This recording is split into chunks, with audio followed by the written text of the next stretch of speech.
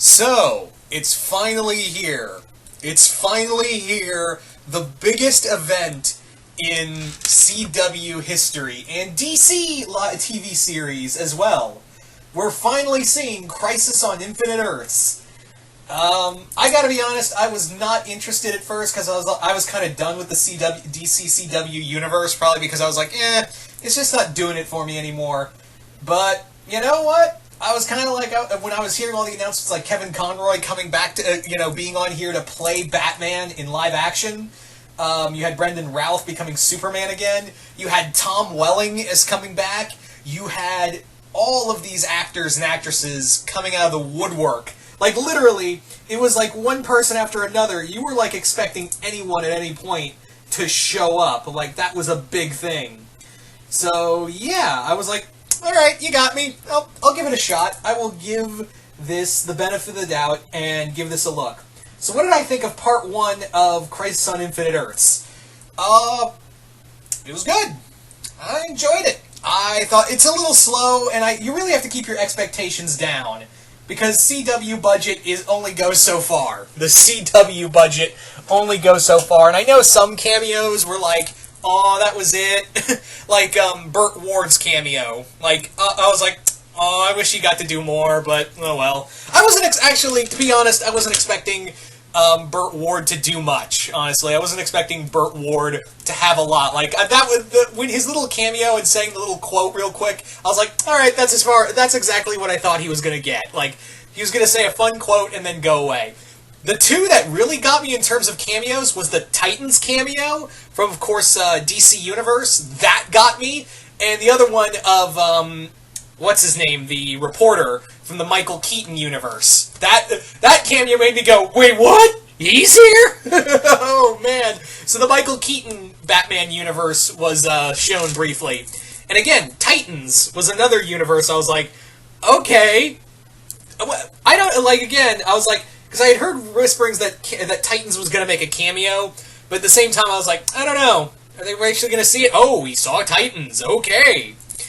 It'd be fun to see Doom Patrol, like, get a cameo. But yeah, so this was a lot of fun. It really feels like the stakes are really high. It feels like an event. It feels like you're like a comic book event. And I like how we've been talking about the Anti-Monitor. I like how they build up the Anti-Monitor as, like, just this monster in the shadows. I really dig that. I know they showed an image of what the Anti-Monitor looks like. I was kind of hoping maybe we'll get, like, a big CGI armor of the Anti-Monitor at some point. I'm hoping for that, but I'm not holding my breath for anything. Because, like I said, even though we've got all these cameos and images and, what have you, end of the day, it's still a CW budget we're working with here. It's still very much a DC CW budget that we are still playing with. But guys, you cannot take away the fact that we are getting these cameos and these other actors to show up in here is nothing short of like holy shit. But again, cameos don't make a story. It's cool, but cameos don't make a story. I mean, good evidence of a character or actor showing up in a show again, that's evident. I mean, look at the Doctor Who 50th anniversary special. Anyway, as I was saying, so the story on a whole is good. I like the build to it, but but again, the stakes really feel high. I like how we're building the Anti-Monitor as this big threat, even though we don't see him. But I also felt like there was just the side plot that made me go, oh, we gotta find John Kent real quick. Alright. And also, the other thing that just kind of made me go, alright, was when the destruction of Argo City happened, and Kara lost her mom, but she doesn't seem that affected by it. And, yeah, also Tyler Halson, I don't know how to pronounce his last name, that's my Superman now. How he acts and all that, and I can't, honestly, I will go back to the CW when we get the Superman Lois Lane TV show. Because all of that with him, I was like, wow, it's a good Superman. Hard to find that in the day and age. No offense to Henry Cavill, but you were robbed, Henry Cavill. You would have been so good. But it's nice to actually have a Superman who acts like Superman. No offense to Henry Cavill. I know he would have been great in the role, but DC, Zack Snyder, all of them, you cheated a really good actor of being a really great Superman. You cheated him, and yeah. So, yeah. But again, like, I just felt like story-wise, I really felt like, wow, Argo City is gone. The last of Krypton, the last remaining lights of the city of Krypton is gone, and Kara lost her mother. Doesn't feel that much of an impact, honestly. Also, the other thing is that this really focuses on Oliver and how he's going to view his death, which is really good. I like how there's a lot of focus on Oliver because, let's face it, without Arrow, there wouldn't be a DCCW universe. And while I've always had my qualms about the DCCW universe, let's be real. The fact that we have a shared universe TV show on the CW, and it's been working for as long as it has, although working is a very flexible tone to it, but I digress.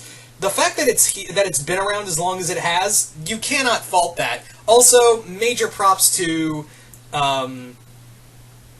all the actors and actresses in here. Everyone gives it their all. It really feels like, this whole event was a labor of love.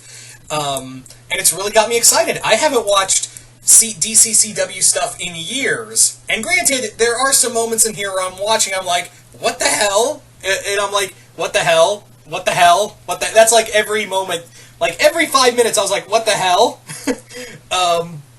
But I was like, whatever, this is what I get for not keeping up with DCCW shows. This is my penance, this is my curse. So I will forebay it. But yeah, a little hiccups story-wise here and there, but that's nothing too... The effects I'm not gonna criticize. They're good. Like, the fact that we're getting as good of effects we've had with DCCW on this kind of budget, and the fact that you shelved out a lot of money for something this big and still got good effects, I'll give you a pass. I will legit give you a pass on this. But yeah, this was engaging. It didn't feel like the stakes were high, but I just felt like there was also some slow pacing. Like, we gotta go to this other Earth with this other Ollie, and yeah, we're gonna do this, we're gonna do that, but also the Anti-Monitor's army is coming. Can you remember that? The Anti-Monitor's coming. Yeah, totally coming. Sure. Alright. Yeah. But now I feel... But this is like the beginning... Like most events, they do kind of... The first issue is just to be like, here are the stakes. Here's what's happening. So yeah, much like a typical event comic, the first issue is always to establish stuff, tell you the stakes, and ramp up things, and then you read the rest of the issues. So, yeah, if we're going by regular comic book event format, this is nothing out of the... Honestly, this is nothing out of the new. But, hopefully this continues to be good. This was a good start, and hopefully you'll have a good middle and finish. So you guys tell me in the comments below, what did you guys think of Crisis on Infinite Earths, Part 1? Did you guys like it? Hate it? What are you hoping to see? Are you expecting any surprise cameos? Just comment below, let me know, and once again, hope y'all enjoyed this, and I will see you guys later.